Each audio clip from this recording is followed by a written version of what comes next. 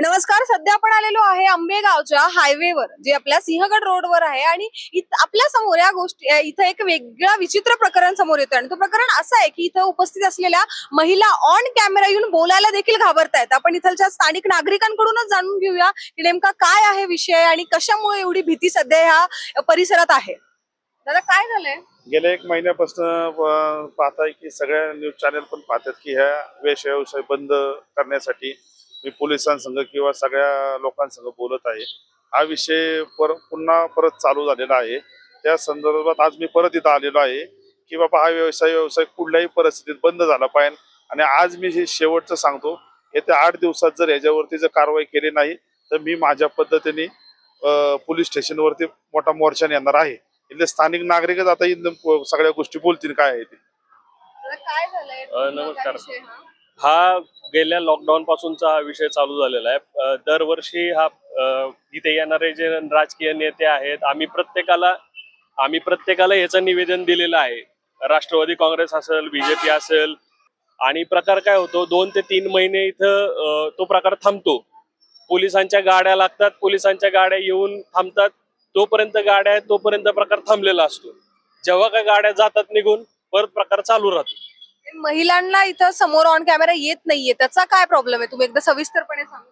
Actually सांगायचं झालं तर महिलांना पण प्रश्न विचारले गेलेले आहेत, इथल्या स्थानिक लोकांना सुद्धा. त्यांना पण घाबरतात त्या लोक बाहेर यायला की इथून येऊन सांगायला.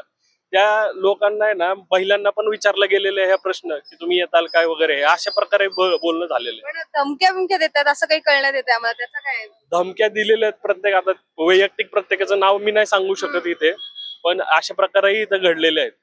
धमक्या दिली? हो. आणि इथं किती सोसायटी आहे? तुम्ही सांगत होते आता की त्याच्या पूर्ण एक म्हणजे किती सोसायटी? 22 सोसायटींचं आमचं फेडरेशन आहे. आम्ही विविध आमच्या ज्या समस्या आम्ही लोकप्रतिनिधींच्या मार्फत मांडत असतो. जर इथं हा जो विषय आहे हा आमच्यासाठी खूप मोठा एक अपमानास्पद आणि आंबेगावचं नाव खराब करणारा आहे. बरेच जण असा उल्लेख करण्यात येतो की हे पुण्यामधली दुसरी बुधवार पेठ असा उल्लेख होतो. हा आमच्यासाठी खूप मोठा हातला विषय आहे.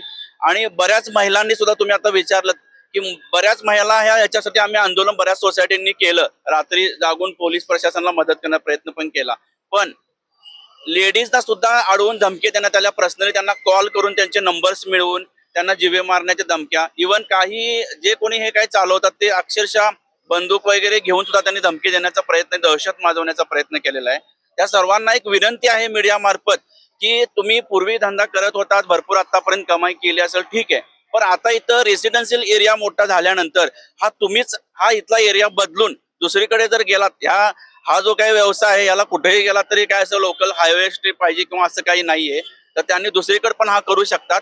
त्यांना एक विनंती आहे तुमच्या मीडिया मार्फत की हा जो इथल्या महिला भगिनींचं जे अडचण आणि आमच्या रहिवाशांची अडचण समजून तुम्ही हा बंद करावा. पोलिसांनी दक्षता नाही दाखवली या सगळ्या गोष्टींमध्ये? बरेच वेळा पोलीस येऊन गेलेले आहेत. तात्पुरत्या स्वरूपात बंद होतं, परत आहे तसं चालू होतं इथं. आता हा विषय आपल्या समोर एक खूप जास्त गंभीर विषय आहे आणि आता आंबेगाव पोलीस स्टेशन याच्यावर काय दक्षता घेते ते आपण नक्कीच बघूया. तोपर्यंत मी मृदुला नारळे, न्यूज डॉट्स पुणे.